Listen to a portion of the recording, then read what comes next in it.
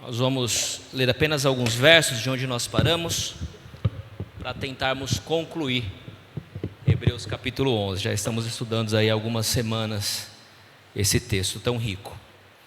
Vamos abrir lá em Hebreus capítulo 11.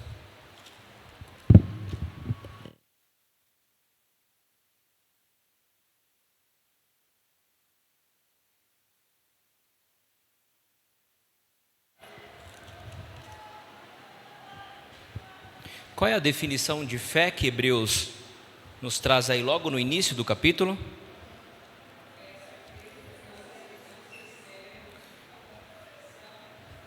Convicção de fatos que não se veem.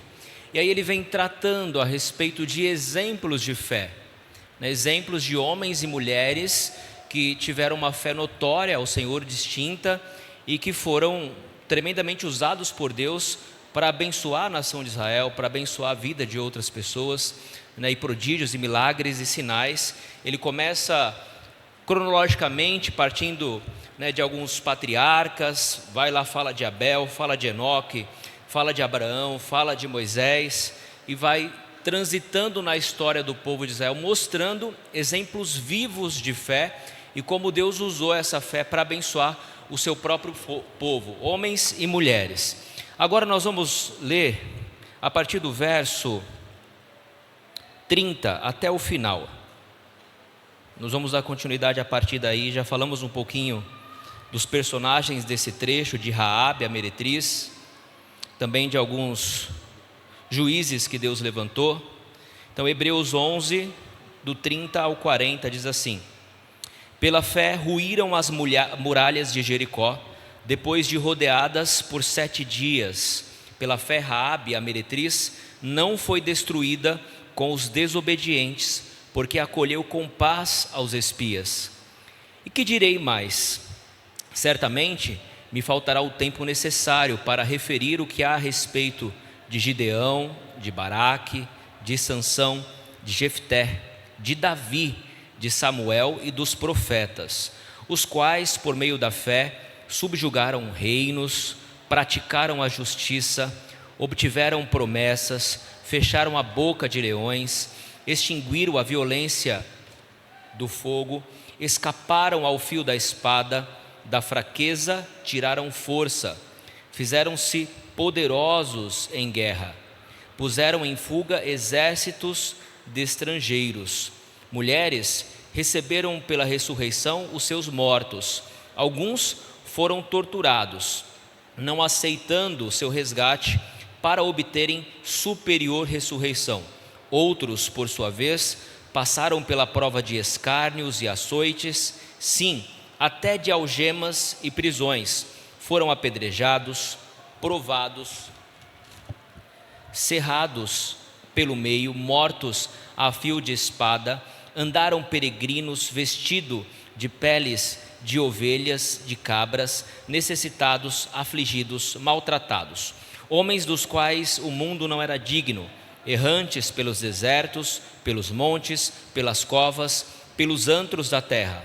Ora, todos estes que obtiveram bom testemunho por sua fé, não obtiveram, contudo, a concretização da promessa, por haver Deus provido coisa superior a nosso respeito, para que eles, sem nós, não fossem aperfeiçoados.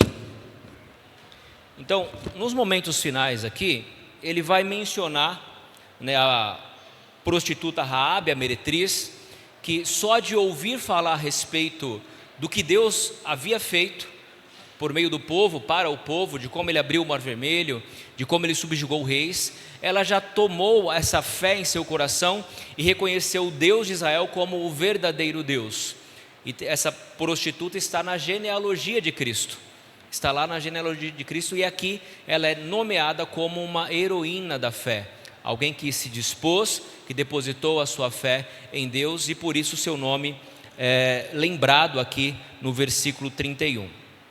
E aí passamos também a falar dos homens que Deus levantou como juízes na terra. Aí lemos a história, um pouquinho da história de Gideão, de Baraque, de Sansão, de Jefté, de Davi, né, e de Samuel. Nos atentamos apenas a alguns desses homens. Por exemplo, os irmãos se lembram a história de Gideão? esse juiz que Deus levantou, ele combateu os midianitas. O que nós vemos na história de cada um deles?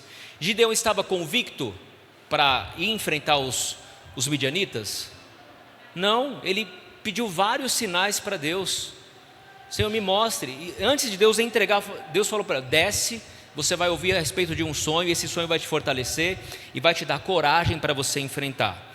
Você tem, por exemplo, a convocação de Baraque. Baraque, ele estava confiante de lutar contra os inimigos de Deus? Não, ele estava confiante se a profetisa, Débora, fosse com ele. Então, todos esses personagens, meus irmãos, eles não apresentam para nós super-heróis, homens extraordinários, homens cheios de coragem, cheios de força, mas o texto faz questão de mostrar as suas fraquezas, a sua fragilidade. Isso mostra para nós que Deus, ele trabalha com homens e mulheres que são pecadoras. Raabe era uma meretriz, e o texto dá essa ênfase, Poderia apenas citá-la como Raabe, mas o texto mostra essa ênfase. Para quê? Para mostrar a graça, para enaltecer a graça da pessoa de Deus em Cristo. Raabe, a meretriz, ela é identificada assim, mas que está lá, no rol da fé, que faz parte ali do povo de Deus. E isso nos ensina o quê? Que Deus, ele trabalha com homens, e homens são pecadores, são falhos, porque a fé, ela é exercitada. Nós não temos uma super fé da noite para o dia, nós vamos aperfeiçoando a nossa fé. Então, às vezes você olha para uma obra que Deus colocou na sua mão para fazer, e você vê as suas próprias habilidades e diz: eu não posso, eu não consigo, eu tenho medo. Tudo bem, você vê homens e mulheres que Deus usou que também eram frágeis, que também tinham medo, mas a obra é de quem? É do Senhor. E se Ele te chamou, se Ele te convocou para fazer, Ele vai também te capacitar, vai te fortalecer, vai prover recursos para que você possa servi-lo com integridade, com justiça, com verdade, ainda que com medo a princípio, mas sempre buscando esse crescimento, esse fortalecimento da fé. Então nós falamos da fragilidade de Gideão, de Baraque, Sansão. Os irmãos conhecem a história, a fraqueza de Sansão, de Jefté, que era rejeitado pelos seus irmãos porque ele era filho de uma prostituta, mas era um homem valente, era um homem corajoso, era um homem que tinha coragem para enfrentar. E o que falar de Davi? Quem se lembra aí de algum ato heróico de Davi, quando ele pastoreava as ovelhas do seu pai? Uma criança, meus irmãos, um adolescente, matou um leão e o urso que queria atacar o rebanho de seu pai. É um ato heróico, sim ou não? É. E quando o povo todo de Israel, o exército, o poderoso exército de Israel, estava com medo de um homem só, não era de outro exército não. Quem é que era o homem?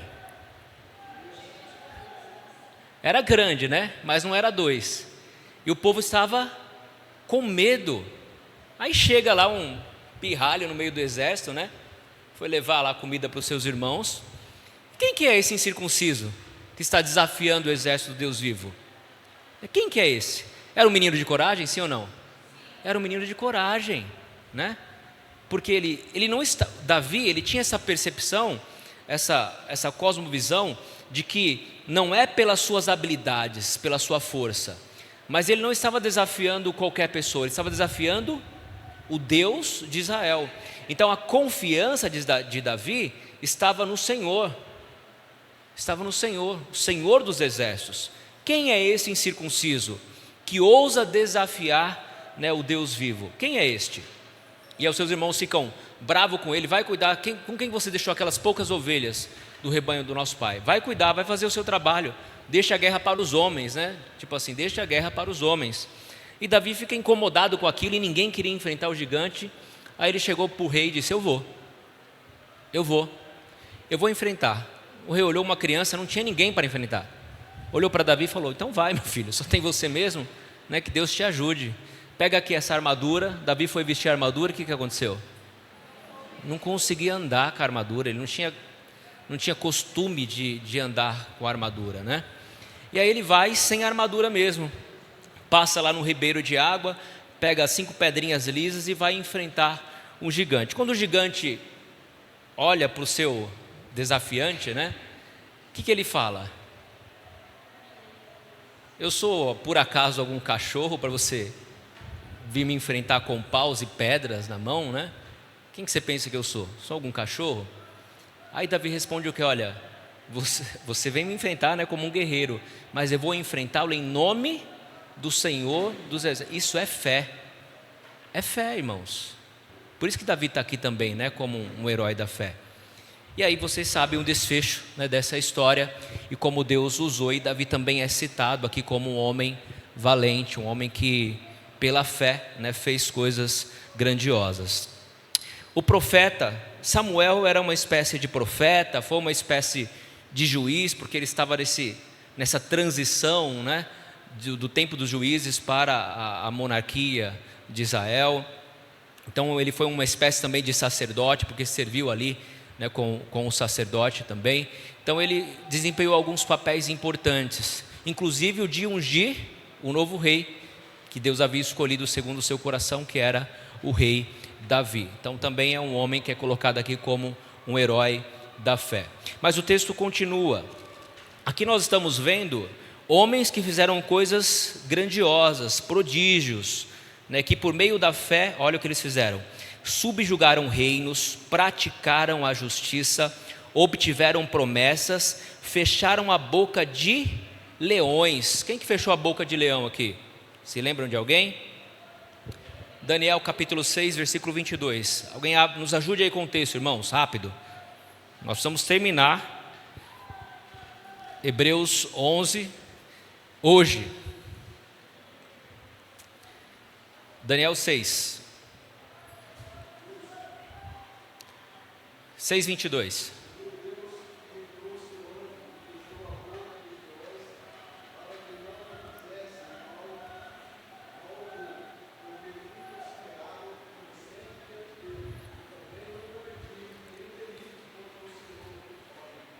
Se lembram do contexto que Daniel foi parar nessa terra aí, nessa cova dos leões mais especificamente? Por que ele foi parar lá?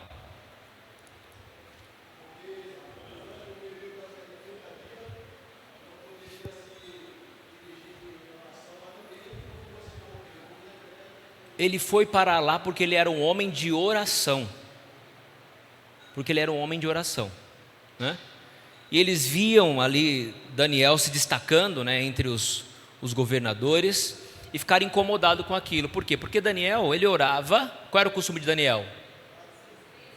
3 vezes ao dia, com a janela aberta, né, mostrando que ele servia ao Deus de Israel.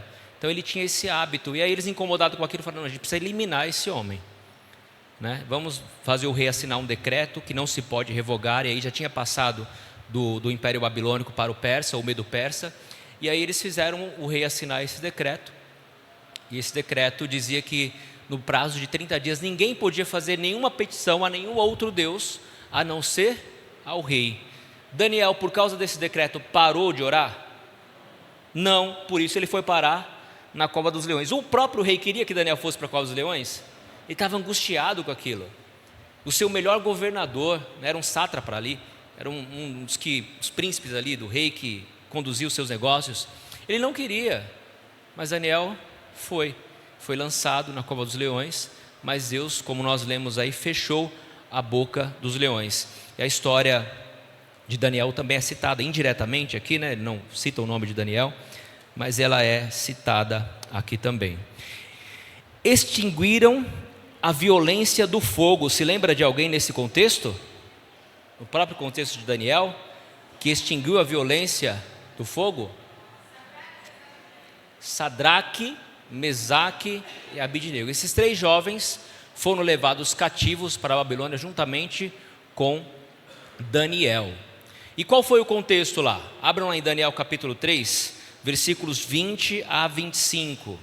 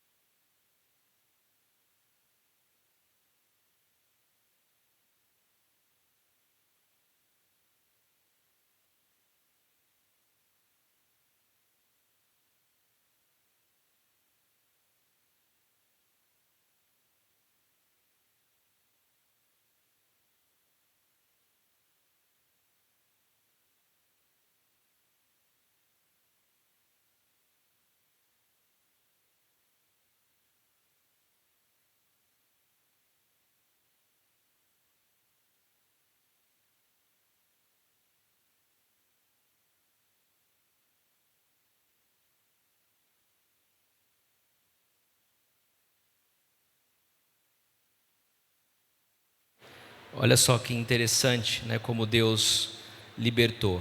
No contexto, meus irmãos, que eles foram lançados nessa fornalha de fogo ardente, o contexto era o seguinte: o rei fez uma grande estátua, né, de si mesmo e pediu para que tocasse vários instrumentos de sopro, né, instrumentos, e ao som do instrumento todo o povo deveria se prostrar, né? E aquele que se recusasse a prestar essa adoração àquela escultura real seria lançado na fornalha de fogo. Eles tocaram a música, né? Eles se curvaram? Não se curvaram. E aí eles foram chamados à presença do rei. Ó, esses homens aqui não se curvaram. Sempre tem um dedo duro, né? Ó, aquele ali, esses três aí não se curvaram. Sempre tem alguém para fofocar, para dedurar. E aí eles foram. E o rei o questionou: olha, eu vou dar mais uma chance para vocês. Vai tocar de novo, né? E se vocês não se curvarem, vocês serão lançados no fogo. Ele falou: não precisa fazer isso, né? A gente nós não nos importamos em morrer, né? Mas o próprio rei desafiou: eu quero ver qual é o Deus que vai livrar vocês das minhas mãos. Fica tranquilo, rei, se Deus quiser nos livrar, Ele vai livrar. Agora, se Ele não quiser livrar, nós vamos morrer, mas não vamos nos curvar. Aí o rei ficou mais irado ainda, né? Porque eles estavam dispostos a morrer, né? Eles consideraram a própria vida menor do que infringir a lei de prestar adoração a qualquer outra escultura ou qualquer outro Deus. Então fica sabendo, ó rei, que você pode tocar a sua música e nós não vamos nos curvar, porque nós só adoramos ao único e verdadeiro Deus. E assim o rei fez. Nós lemos a narrativa, jogou aqueles irmãos ali na fornalha, e parece que a presença de Deus estava com eles, né? Porque o rei viu um quarto homem lá, né, com aspecto angelical, com aspecto de um ser celestial que o protegeu. Então, mais um ato heróico que é colocado aí: eles extinguiram a violência do fogo, da fraqueza tiraram força e fizeram-se poderosos em guerra. Da fraqueza tiraram força. Vamos abrir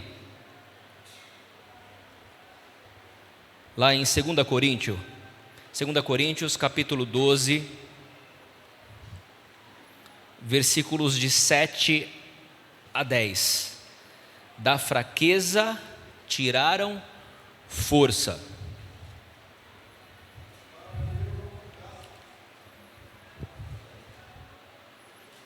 Esse mesmo.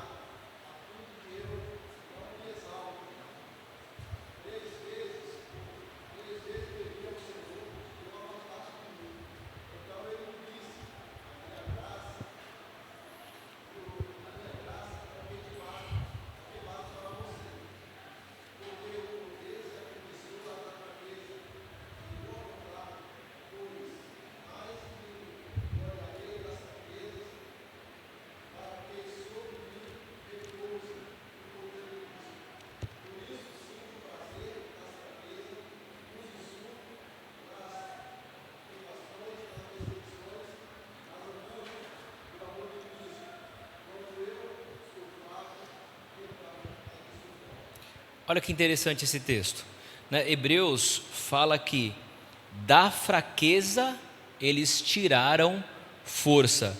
E aqui Paulo vai dar um testemunho, né, a respeito da sua luta com esse espinho na carne. E ele mostra como isso acontece na prática.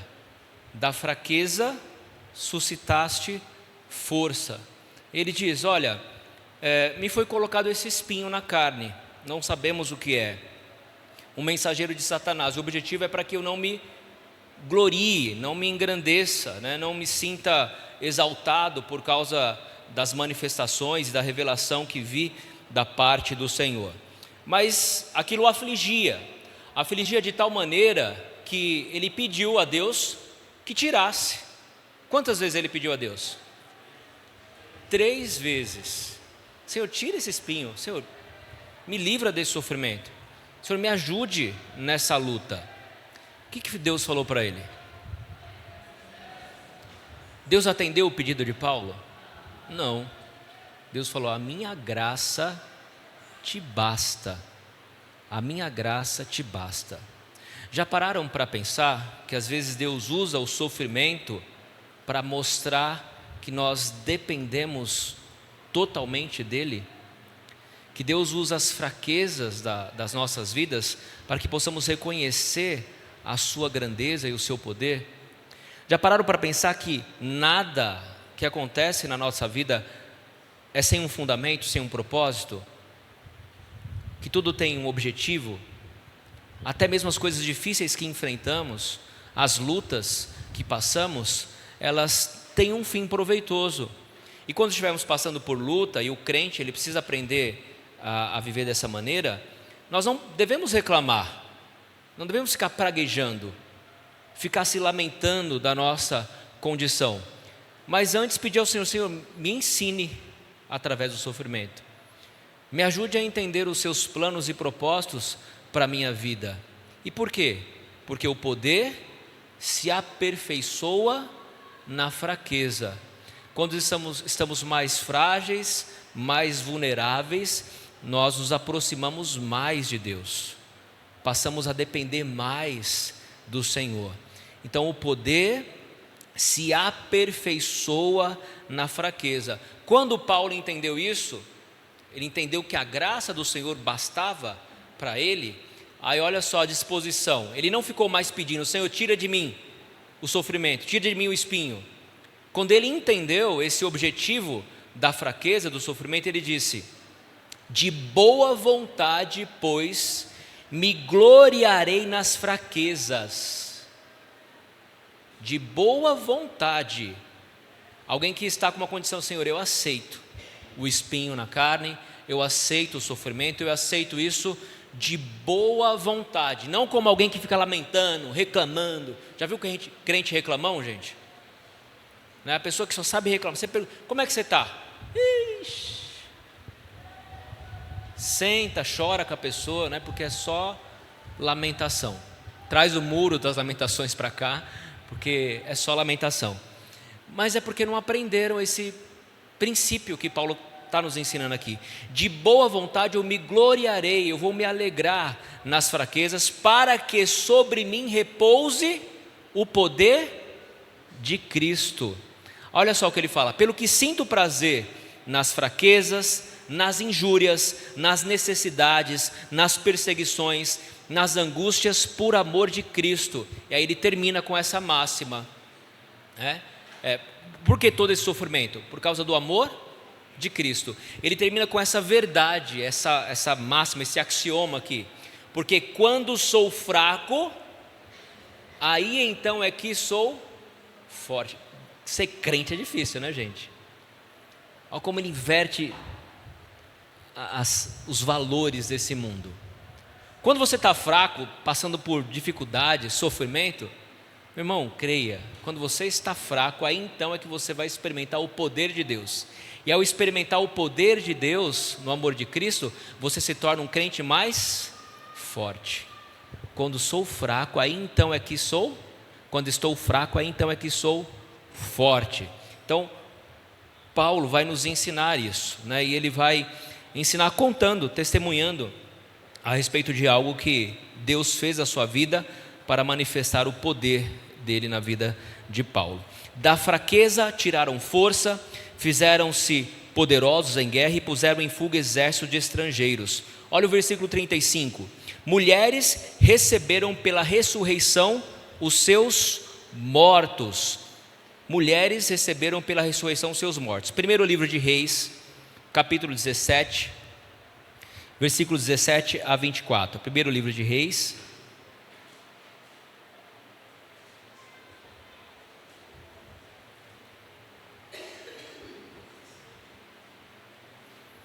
A viúva de Serepta. 1 Reis 17 a 24. Alguém lê para a gente, por favor.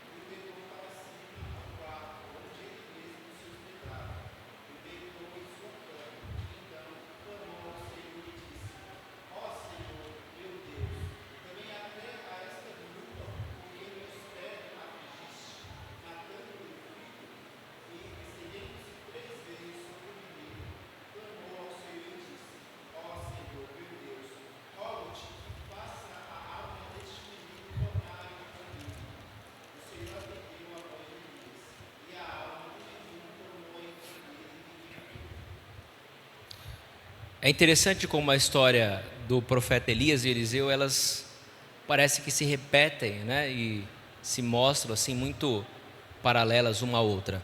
Então, pela fé, as mulheres recobraram os seus mortos. Abram agora lá no segundo livro de Reis, no capítulo 4.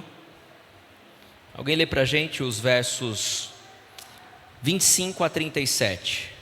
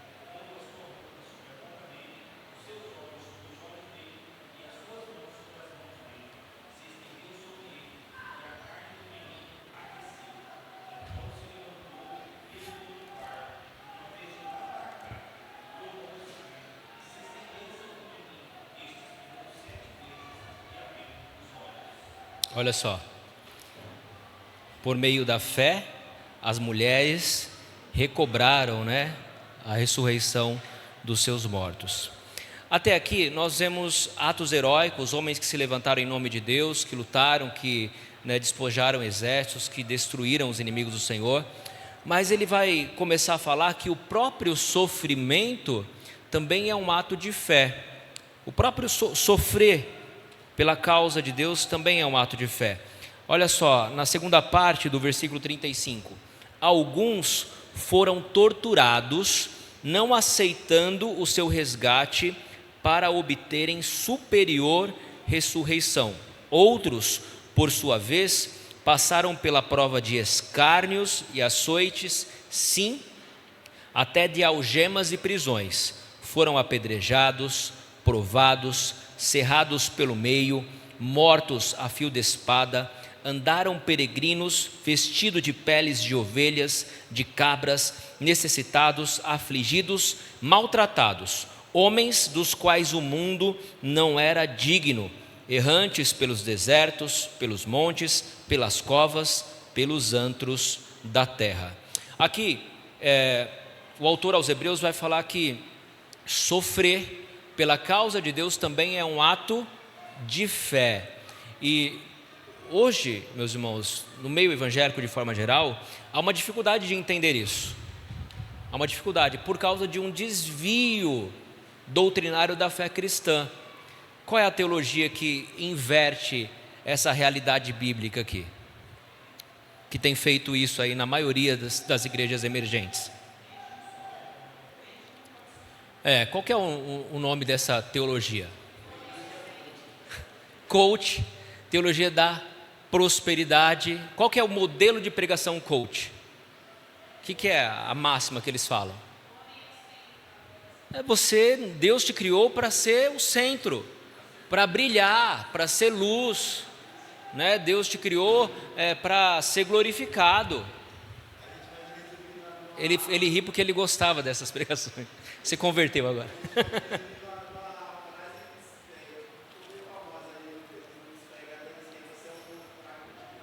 Pois é, pois é. Aí você ouve, né, uns absurdos como esse, deturpando, meus irmãos, o ensino de que sofrer por Cristo, por causa do nome de Cristo, também é um ato de fé, né? Também é algo que precisa ser notório e entender que é uma realidade da vida cristã. Abram lá em Mateus, no capítulo 16, alguém lê para a gente o versículo 24. Eu estava vendo um podcast se lembram daquele rapaz que fazia um personagem, o pastorzão, se lembram? Era engraçado, né, aqueles episódios. Ele está num caminho, ele vem do contexto de igreja, tocava na igreja, participava da igreja, agora ele está fora da igreja, né? E ele está com a mente assim totalmente virada, bagunçada. E ele falou, e aí ele estava questionando o fato das pessoas atribuírem a felicidade a Jesus. Quem me fez? Você já viu, Dani, essa época? Jesus me faz feliz. Ele questionou: gente, Jesus não faz ninguém feliz. Isso é uma bobagem, né? A pessoa sofre, né? E quando tem uma vitória, atribui a Jesus. Pelo amor de Deus, questionando, sabe?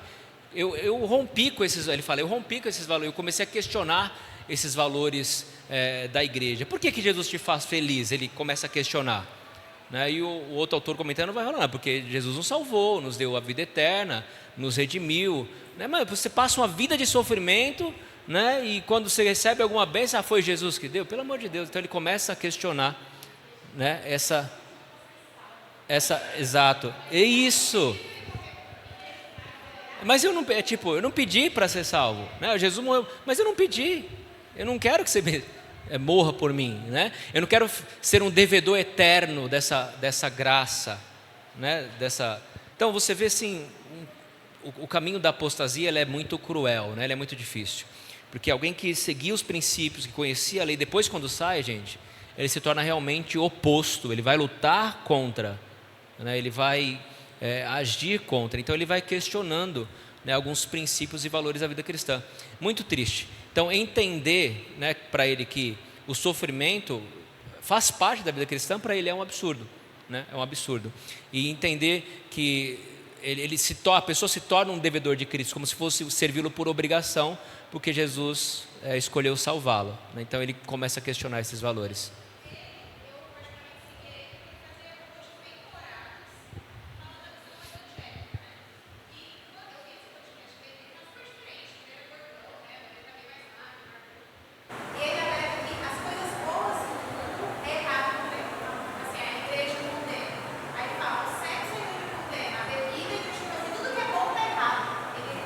Sim. Exato. O secularismo, né? O secularismo. Eu não posso fazer nada, ele falou, né? Eu não posso ter relação sexual, eu não posso beber, eu não posso fumar. Então cadê a alegria do crente, né? Ele resume a alegria a essas coisas materiais que o mundo oferece. Foi para um caminho totalmente oposto, né? Então entender que o sofrimento faz parte da vida cristã, para uma pessoa como essa, é muito difícil, é muito complicado. Mas olha o que o texto de Mateus 16, 24 nos fala. Alguém lê, por favor.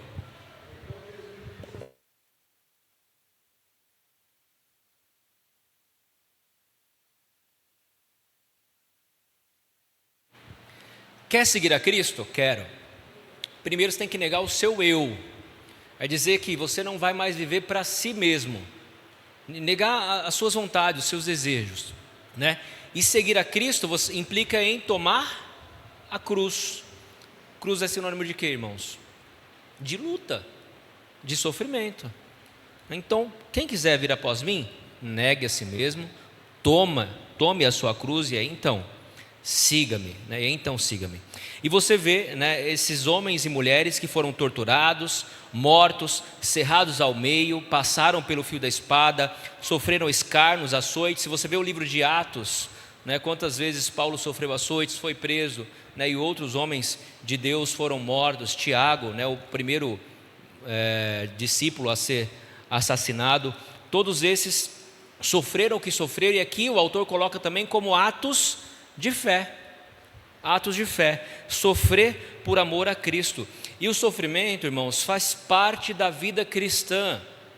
Entenda, ser crente não é viver em um mundo inerte ou ausente de dificuldades, mas é entender que nas dificuldades Deus vai nos aperfeiçoando, nos moldando.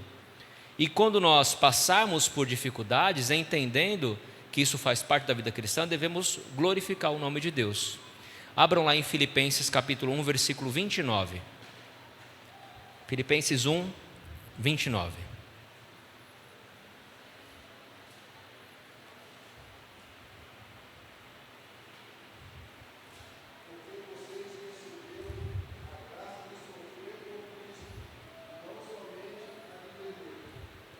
Vocês receberam a graça de sofrer, né? Na nossa versão está padecerdes por Cristo, né? A graça aí não é a caris, né? Como geralmente é traduzido, mas é em benefício de. Então vocês receberam, foi concedido o benefício também de padecer, de sofrer por Cristo, e não somente de crer nele. Isso está muito ligado com o que Jesus fala lá no finalzinho das bem-aventuranças, lá no Sermão do Monte. Vamos pegar lá Mateus capítulo 5, os versículos 10 e 11, olha. Bem-aventurados perseguidos por causa da justiça. Se lembra o que é bem-aventurado? Verdadeira felicidade, né? A verdadeira felicidade, uma felicidade plena. Palavra grega makarios. Bem-aventurados perseguidos por causa da justiça, porque deles é o reino dos céus. Bem-aventurados sois quando por minha causa vos injuriarem e vos perseguirem, e mentindo disserem todo mal contra vós. Regozijai-vos e exultai, porque é grande o vosso galardão nos céus, pois assim perseguiram aos profetas que viveram antes de nós. Homens que foram provados, afligidos por causa da sua fé em Cristo. E o versículo 38 diz: homens dos quais o mundo não era digno, errantes pelos desertos, pelos montes, pelas covas e pelos antros da terra. Eu gosto do resumo que o reverendo Hernandes faz desse texto, onde ele vai citar desde alguns juízes até esse sofrimento do povo de Deus. Ele fala assim, com 300 homens, Gideão venceu os exércitos midianitas. Baraque, sob a inspiração de Débora, reuniu 10.000 jovens e derrotou os terríveis e superiores exércitos de Sísera e os seus 900 carros de ferro. Sansão lutou sozinho e desbaratou os filisteus, vencendo-os em sua vida e em sua morte.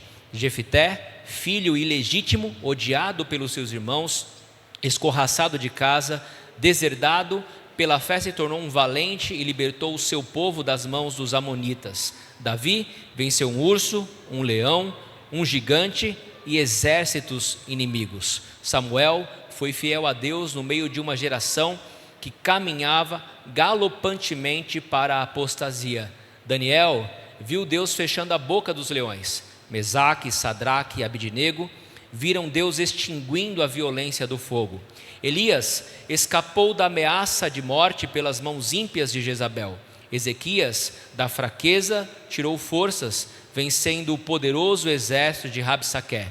Eliseu afugentou os exércitos sírios. A viúva de Serepta e a mulher de Sunem, a sunamita, receberam pela fé a ressurreição de seus mortos. Todos esses experimentaram milagres pela fé e viram o livramento de Deus. A fé demonstrada pelos crentes do passado era uma reprovação à instabilidade espiritual de alguns crentes do presente. Calvino afirma: visto que a graça a nós concedida é mais rica, seria um absurdo que nossa fé fosse menor. Que a nossa fé fosse menor. Então ele resume, todo esse contexto que nós acabamos de ler aqui no finalzinho de Hebreus, com esse texto maravilhoso. Homens dos quais o mundo não era digno. Agora olha só que interessante o versículo 39. O que é a fé mesmo? Definição de fé? A certeza das coisas que se esperam, a convicção de fatos que não se veem. Olha o versículo 39 de Hebreus 11. Ora, todos estes que obtiveram bom testemunho por sua fé, não obtiveram, contudo, a concretização da promessa. Não obtiveram, contudo, a concretização da promessa. Eles receberam pela fé, entretanto, não tiveram a concretização da promessa. Volta um pouquinho lá no versículo 13. Todos estes morreram na fé, sem ter obtido as promessas, vendo-as, porém, de longe e saudando-as, e confessando que eram estrangeiros e peregrinos sobre a terra. Eles tiveram uma fé de tal forma que Deus cumpriria, né, as suas promessas, ainda que eles não tivessem vida em terra para alcançar essas promessas. Então imagine você crer em algo que você tem certeza que não vai conseguir alcançar. Não é algo, parece frustrante? Mas eles creram nessas promessas de Deus, eles confiaram na fidelidade de Deus. Pois não, meu irmão?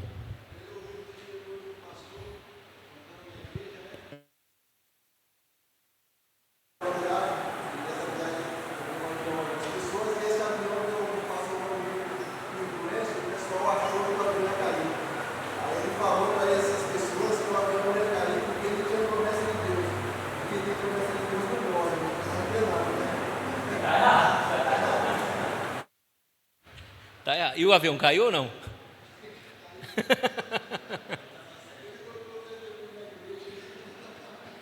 Pois é, mas esses aqui, né, todos esses, eles morreram sem terem alcançado a promessa, né? Deus falou para Abraão: olha, você vai ser, sua nação, o seu descendente vai ser dono dessa terra aqui. Eu estou te dando essa terra. Mas ele possuiu a terra de Canaã? Não, ele andou errante, né?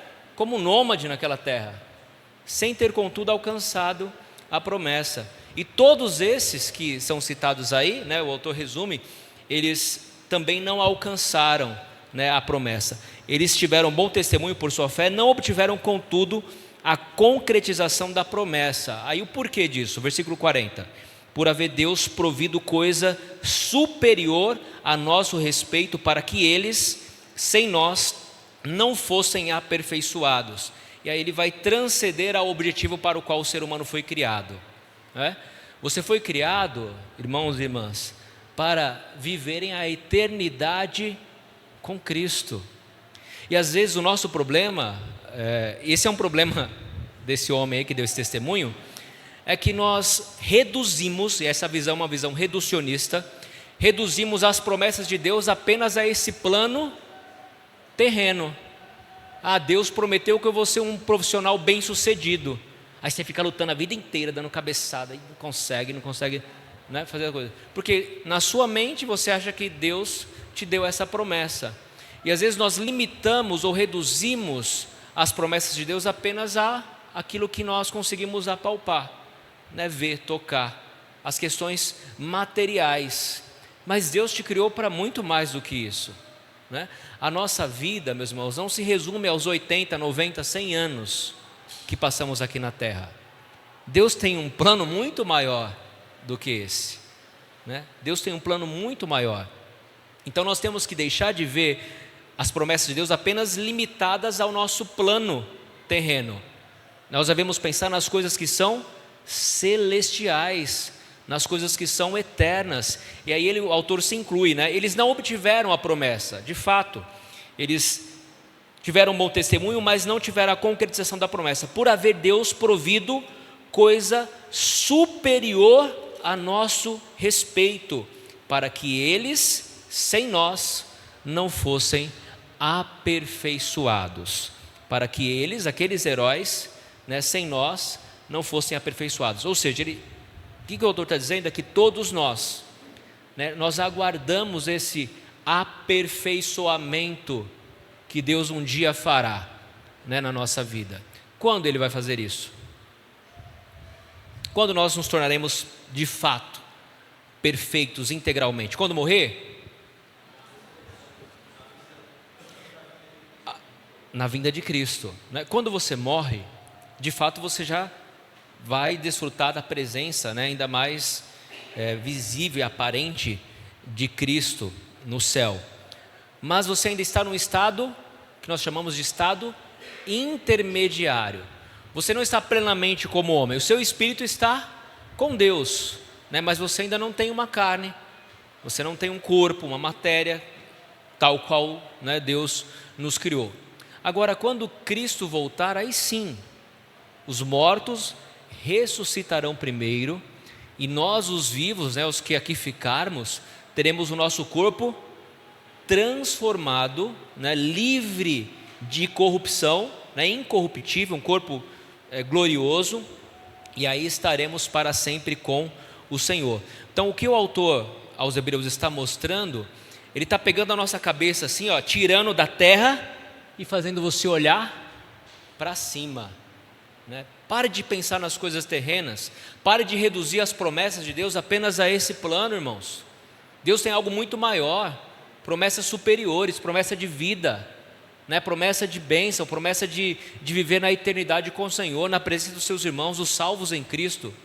Então nós crentes precisamos parar de olhar para baixo, né? De olhar apenas para o nosso mundo aqui, né? E aspirar aquilo que Deus preparou para nós na eternidade. Alguém? Sim, meu irmão.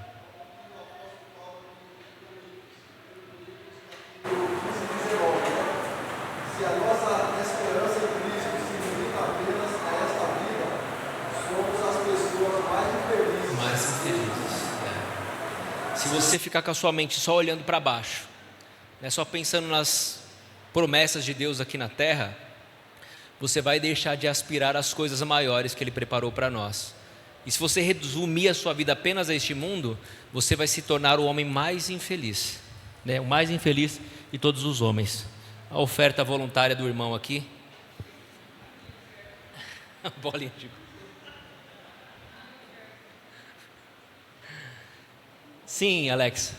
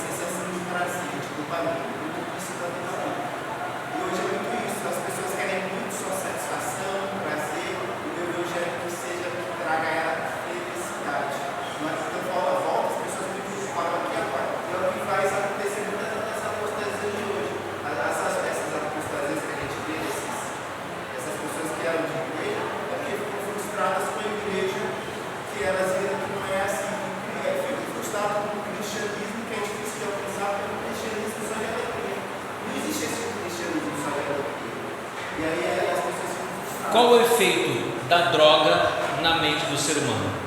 Fala aí, Fábio. Uma visão farmacêutica.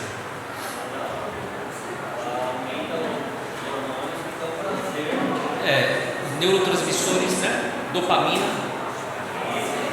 Então você usa uma droga, bum, uma descarga de dopamina é jogada no seu cérebro, aquilo te dá um prazer momentâneo. A maioria dos vícios, né? Ele dá essa descarga de neurotransmissores da alegria, da felicidade. E os cultos, eles são promovidos, né, em algumas igrejas emergentes, para dar essa descarga de dopamina. Então a pessoa chega, parede preta, e está lá, já foi num show, num bom show de alguém que você gosta, uma música boa, né? Não é bom estar ali? Não é gostoso aquela sensação, aquele ambiente? As igrejas estão oferecendo isso. Então a pessoa chega, dá glória e dança e tal, e pula, e aquilo gera uma sensação de felicidade, de dopamina, e aquilo vai viciando, E todo domingo ela está buscando aquela descarga de dopamina, né? Aí chega na igreja presbiteriana, não tem palma, né? Não tem sapateada, não tem nada. A pessoa se frustra, mas a pessoa ela está apenas sendo viciada a querer aquele sensacionalismo, né? Aquela ideia de felicidade, mas uma felicidade, meus irmãos, que não satisfaz. Você sai, é a mesma coisa da droga, você sai dali, baixou a dopamina, acabou a felicidade, né? E não é isso que Deus pretende. A pregação coach faz isso, massageia o nosso ego, né? Nos torna importantes, homens e mulheres que nasceram para brilhar, né? E tudo isso são descargas de dopaminas, né? Que a pessoa vai utilizando de recursos para fazer você viciar naquele modelo litúrgico, né? Que traz essa felicidade. Aí chega na igreja presbiteriana, confissão de pecados, né? Pega um texto, bate em você de lá para cá, né? E você começa a se entristecer por causa dos seus pecados, né? E a pessoa sai, né, triste por causa dos seus pecados, mas uma felicidade que vai produzir mudança, uma tristeza que vai produzir mudança e trazer a verdadeira felicidade. Esse é um problema do nosso tempo. E quando nós analisamos as Escrituras Sagradas, nós vemos que a fé cristã não é assim, né? Não é feita de descargas dopaminérgicas no nosso sistema nervoso central, mas é formado pela palavra de Deus, pela centralidade do Evangelho de Cristo, por haver Deus provido coisa superior ao nosso respeito, para que Ele sem nós não fôssemos aperfeiçoados. Algumas aplicações aqui, irmãos. Viver pela fé. Os heróis da fé nos mostram que a fé não é apenas uma crença teórica, mas uma forma de vida. Eles nos inspiram a confiar em Deus, mesmo em meio às dificuldades e incertezas. Os heróis da fé também enfrentaram desafios e perseguições, e eles nos lembram que a fé nos dá força para superar os obstáculos e alcançar a vitória. Muitos dos heróis da fé se dedicaram a servir aos outros, demonstrando o amor de Deus. Essa atitude nos convida a buscar oportunidades de servir e impactar positivamente a vida das pessoas à nossa volta. Dani me mostrou um vídeo, né? Assisti hoje pela manhã com a Lívia. Quando você faz o bem a alguma pessoa, né, sem esperar nada em troca, uma descarga de ocitocina é jogada no seu organismo. É o mesmo hormônio, depois que a mulher tem um bebê, né, depois de tanto sofrimento, ela consegue pegar o bebê ali e rir, né? Está lá sofrendo, sangrando, cortada, mas ela está lá alegre com o seu bebê no colo. Então, esse hormônio, né, ele é colocado, ele é descarregado e te dá essa felicidade de bem-estar, por você ter feito o bem, né, a outra pessoa. E esses heróis mostram que Deus utilizou homens e mulheres de fé para servir. Raabe escondendo os espias, né? Moisés assumindo a liderança para libertar o povo de Deus, sempre em serviço do outro, em serviço do próximo, né? Então a atitude que nos convida a buscar oportunidades de servir e impactar positivamente a vida das pessoas. Conclusão: cultivando uma fé heróica. Os heróis da fé em Hebreus nos inspiram a viver vidas de fé, confiando em Deus em todas as circunstâncias. Cada um deles, em sua época e contexto, enfrentou desafios e dificuldades, mas perseverou em fé. Então que possamos também nós, né, buscar essa perseverança na fé e sermos aperfeiçoados na fé que Deus mesmo nos outorgou. Amém, irmãos? Que Deus nos abençoe.